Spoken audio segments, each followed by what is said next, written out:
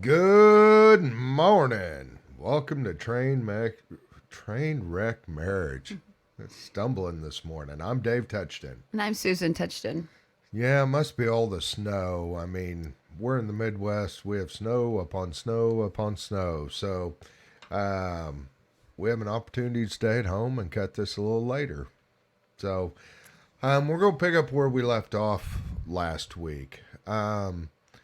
There was a period from May to October to where yes, we tried everything, but in my gut, I knew something was wrong with our marriage. I knew it wasn't right, and the whole time I kept asking Susan, what's going on? Oh, I love you. I still love you. I'll never leave you. And but I knew something was still wrong, and as we went through September, it only amplified, and it really, got to the point that I was just struggling because I knew what was in my gut was saying something's desperately wrong, but from outside appearance, it was almost like there wasn't.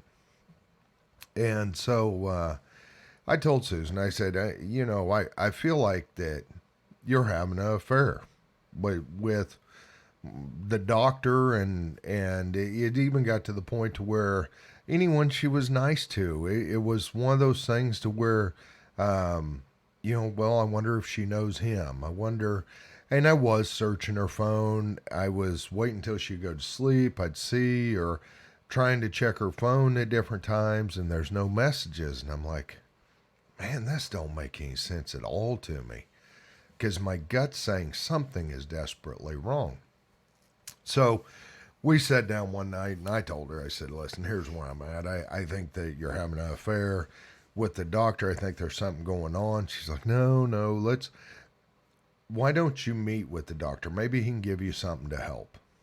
And really, at this point, I was on my last straw. I mean, I really didn't know what to do. And I'm like, oh, okay, let's set an appointment.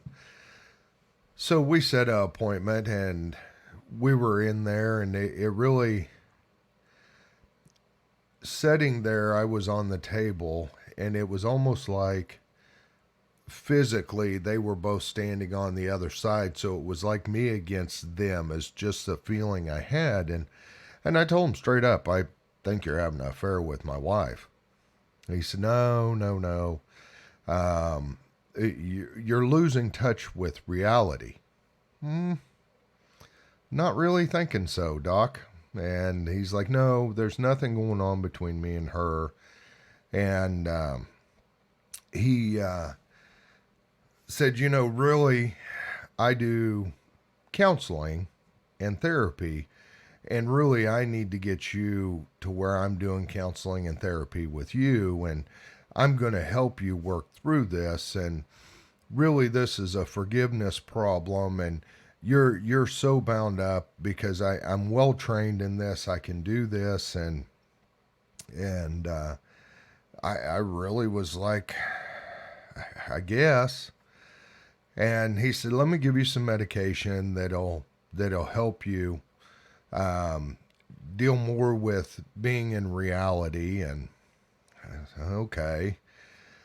So he says, what do you love to do? What is your good spot? And I said, riding my Harley. And he said, well, I'd recommend you not only you go ride your Harley, but you and Susan go somewhere this weekend. And I'm thinking, well, if the prescription's to ride my Harley, that's not a bad prescription. I kind of like that one. So he got the script, and I went and got it filled, and went home. And during all this time, thank goodness for the people we had working with us at the time, because I was so checked out of the business. If it wouldn't have been for them, the business probably wouldn't have been here. But I went home, and I never read the warning things that come with prescriptions. I throw them away. I assume that there's a reason, but for some reason I felt like I needed to read this one. And so I get to reading it, and it's bipolar medicine. And then here's the effects, and here's this. And I'm like, whoa, whoa, whoa, I'm not bipolar here. And so I was like, I'm not real sure. So I went and got on the Harley and was riding through a little, riding, just pointed the bike in a direction, twisted the throttle. And, the farther I went down the road, really the more God convicted me of who I really was. And that I had got myself into this. And that was the point where just going down the road, I'm like, screw it, God. It's all yours. I'm done. I've screwed up our marriage, our kids, the business, you name it. I mean, Lord, I'm a utter and complete failure. It's all yours. Because I don't know what to do through this. And I said, if you tell me what to do, I'll do it. I am all in. So I hit the little town of Oswego. And I've been through Oswego 1,000 times. And there was a sign as I'm riding that said, pointing the way to Christ, the First Baptist Church. And I really felt like God was saying, go pray in the sanctuary. So me being me, I rode right on past, and I'm like, David, you are such an idiot. Here you committed to God, and then he tells you to do it, and you won't do it. And the whole time I'm thinking, what will people think? Well, there's no reason for this. This is stupid. But I turned around at the next corner, and I went to this little church, and it truly looked locked up and abandoned. I found out later it's an active church, but through my view of what I was seeing, there was no one there. It was all locked up. So I'm like, okay, God, maybe I misunderstood. So there was another church I rode past, and it had cars around it and everything. Went and checked the doors, and the doors are locked. So I get back on the road, and I'm going down the road, and I really heard God say, "Good and faithful servant." And I'm like, God, I don't know what to do. I can't change any of this. Only you can do this. Now, you put this doctor in our lives for a reason. And even though I completely disagree with him, unless you get involved, I'm going to do therapy and everything. But at the end of the day, I think he's going to take me to the gates of hell. And I say, God, you put him in our life, and I trust you, and gave it all to you. That I'm going to follow him with everything I can follow him. But when I end up at the gates of hell, God, you're going to have to get involved somewhere. And if you don't do something, this is where I'm going. So I got to Altamont, and I pulled over at the Casey's, and I was smoking a cigarette. And, just as clear as we're sitting here talking, and I know people say God doesn't work this way, but I can tell you he did in my life.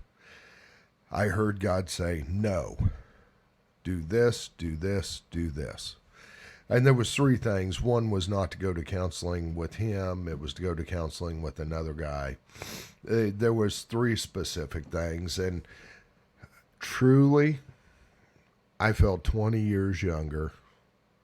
I was almost weightless. I mean, I was so excited I could breathe again. I could actually feel like the blood was pumping through me. And I'm riding down the road, and the longer I ride, the more excited I get. So I pulled over on the side of the road, and I called Susan, and I said, hey, I'm back. I can't tell you for how long, but I'm back and I'm in, because at the end of the day, God's got this, and I don't know what this means, but I'm doing it. So I went home, didn't take any of the medication, and that was a Tuesday.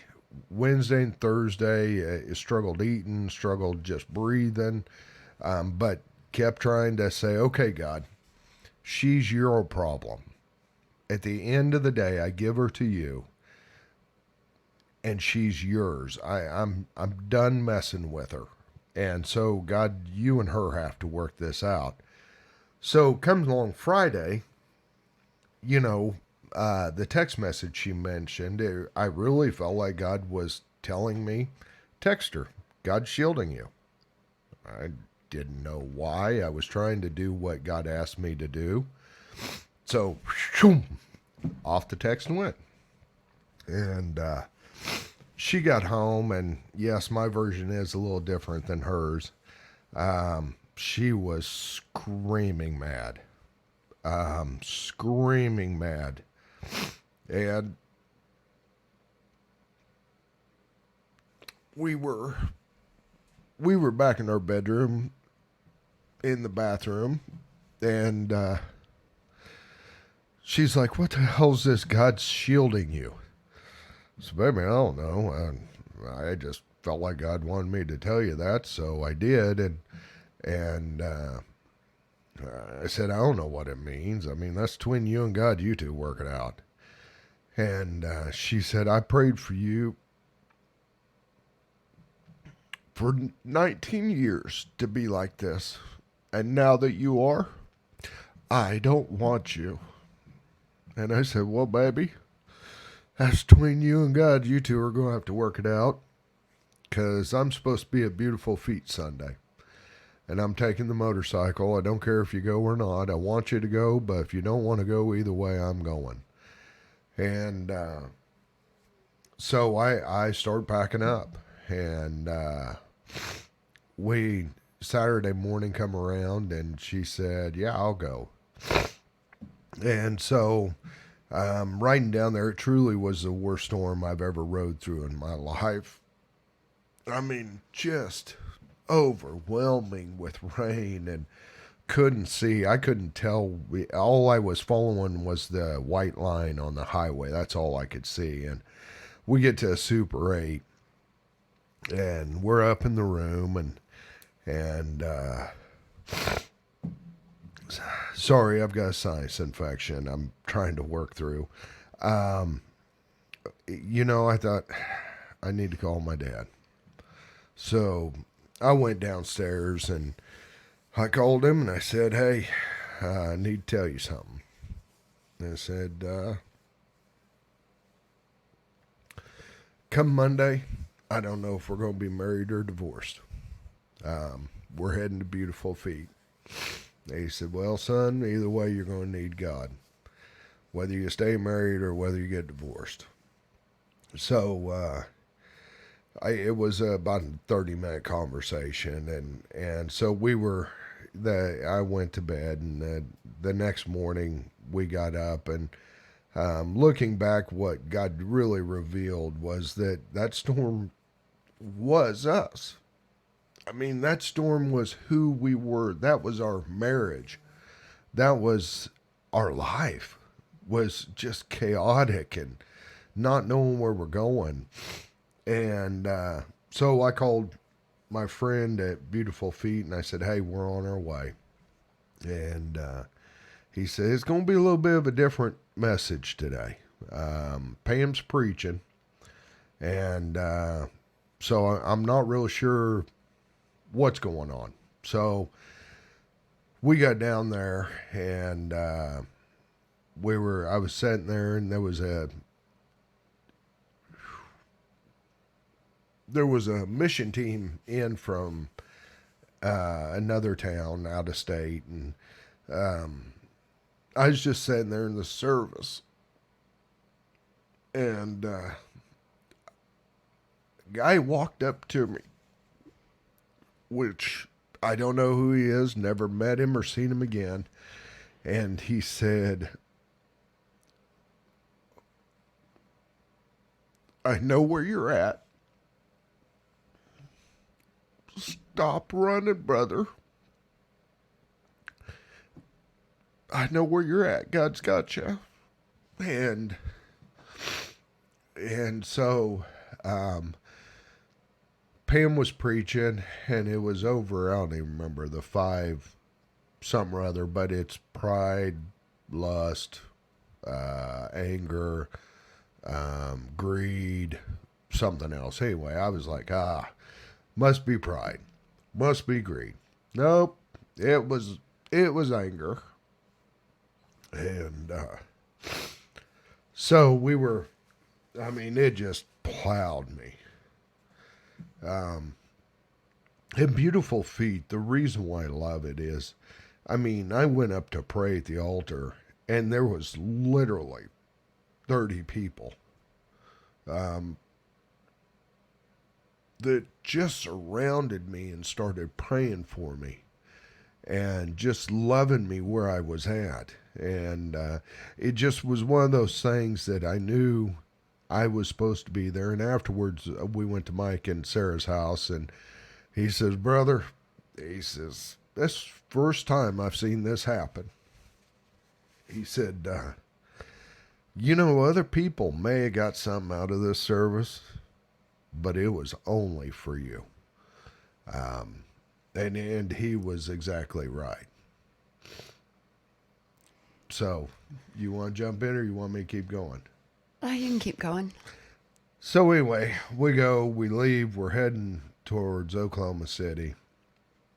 We were writing down different stuff that was happening along the way. And we stopped and eat, and I kind of beat around the bush of the doctor. And it was like, no. I mean, I knew it was a sore subject, so I tried not to plow into it. And I'm like, okay, God, she's your problem. I'm staying out of it. Which I will interject here just a little bit in the sense of what I was experiencing at Beautiful Feet. It was a beautiful thing. Like it was, God's Spirit was so active there. And whether it was just for David or not, I don't know. But like he said, he went up front. I went up with him. Just so many people came up and prayed for us. And I just felt a release and a weight taken off of my shoulders because I knew we could make this work. I knew that there were very, very godly people that are spirit-filled that were praying for us, and that we could make it work, that God was now, David was allowing God to work through him. He was going to work through me, and that we could make it work. And I knew when we were driving, leaving there and heading back, I felt like God saying, you need to tell him. And I was actually having, in my mind, I was having a conversation with God. It's like, no, I won't tell. I'll just end it. Everything will be fine. He doesn't need to know. It will destroy him. I'll just make sure that it ends. I'll call him, text him, whatever, tell him that, we can't do this anymore. I don't want to have anything to do with him. And I was just really kind of fighting God because I did not want to have to tell David about the doctor and about the affair. And so, and at the time I didn't call it an affair because it really was, in my mind, it was just simple texting. And so just a lot of freedom in the sense that God had released some of the bondage and the stress that I was holding on to. But also we were kind of, like I said, going tug and war back and forth of God was saying, you really need to tell him. And I just was like, no, I don't want to. So anyway, that's just kind of my interjection. Yeah. So we get to Oklahoma City, and we stayed a Holiday Inn, and we're,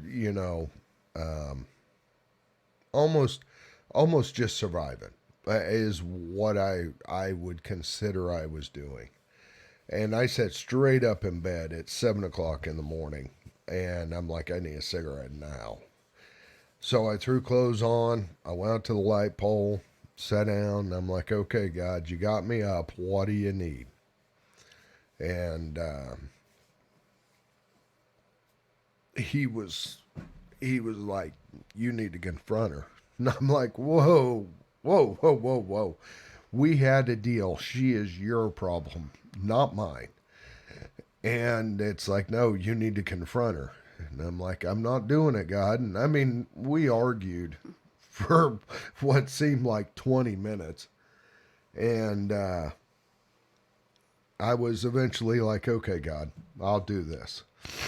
And I was walking to the door, had my head down. I was smoking a cigarette, and I got probably 10 feet from the door, and I heard the door open, and I looked up, and she was standing there. And I was like, baby, we need to talk. And we sat down on the little bench that's in front of every Holiday Inn, and I said, I told you that you were God's problem, and you and God need to work it out, and I was staying out of it. But God's told me I need to confront you. I said, you're having an affair on me. And she looked me straight in the eye and she says, yeah, I am. And I said, I never could understand how when someone had an affair, why the other one would stay. But now I do. If you're wanting to make this work, I'm willing to fight this out and keep our marriage together. And she's like, yeah, I am. I'm in. And really, it was probably one of the hardest things I've ever done in my life. So immediately after that, I texted the doctor, said, David knows everything. We're through. Don't text me anymore. Don't call me. Don't have anything to do with me. And he just replied, okay. And so we got home, and I was just obviously full of guilt and shame and just down. It was literally like a roller coaster ride. We were at Beautiful Feet, and we got up on this hilltop, this coaster high, and then as quick as we were up there, we went slamming down to the bottom, just in the sense of now we had to work on repairing it. And we didn't know what that looked like because, we'd been married 19 years, and it was all say all the right things, do all the right things. And it lasts about a week, and then we go back to where we were. Say all the right things, do all the right things, lasts about a week, and then go back to where we were. But when we got back, I remember going into our bedroom and literally falling on my face and surrendering everything to God. I was completely drained and empty, and I had no other, I really had nothing left other than to just give everything to him. I was drained physically, mentally, spiritually, and I knew was the only way that could fix this, that could redeem it, that could heal it, because we've tried for so long to do it on our own, and we failed miserably. And I think that's a key point that I want everybody to realize is until you surrender your life and everything that is going on to God, you can't move forward. Yes. If I would have held on to the guilt and the shame and the embarrassment and people finding out or anything, it would have ate me alive, and we would not have probably healed. Now, don't get me wrong. We went to a counselor for 3 years who helped us to deal with our emotions and our difficulties. And what we have found out, not to jump ahead too much, but what we have found out is we react and act based off of our past, our childhood, what we've been, and we've said this before, what we've been taught. I was taught that I am important and that I need, and actually I wasn't taught that, but I, in my mind, have fought so hard to be important and to feel valued and all of this, that in my mind, since I wasn't getting that I had to go find it somewhere else. But the key is to surrender, and it's an everyday surrender. It's giving it to him entirely. The Bible says to take up your cross daily and follow him. And that is the truth. It has to be done daily. You have to, it's just, it's not fun. It's not easy. You have to change, but you have to surrender. And it's a matter, he can fill you with his love and his mercy and his grace and his forgiveness to where it can pour out to your spouse in this particular case, to where if you don't surrender it to him and you don't look to him and you're not in his word and you're not following him, then you're just struggling on doing it all yourself. And it simply just doesn't work. Because I know, and these are for the people that have been struggling for year after year after year and nothing really changes. It'll get better and then it goes back. It'll get better and then it goes back.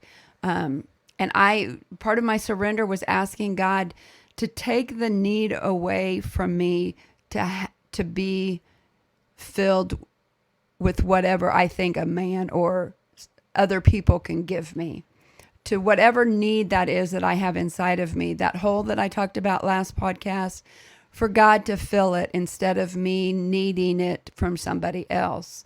And he's done that. He's been faithful. I no longer look to anybody else to fill that void or that need that I so long for. But I have to seek him. He's not just going to say, okay, Susan, here you go. You're filled. I filled your hole. Go on. I have to constantly seek him because he wants to be found. He wants us to knock so that he can open the door. He wants us to search so that he can be found. Well, and that's what, when we got back, two of the things God had told me was we need to leave the church we were at, and then I need to get with the counselor. And so I went and talked to the pastor and told him we were leaving and going to another church, and we really didn't know where God wanted us to go, and there wasn't a denomination we were stuck on or that we had to have. We just wanted to hear from God and wanted to be fed.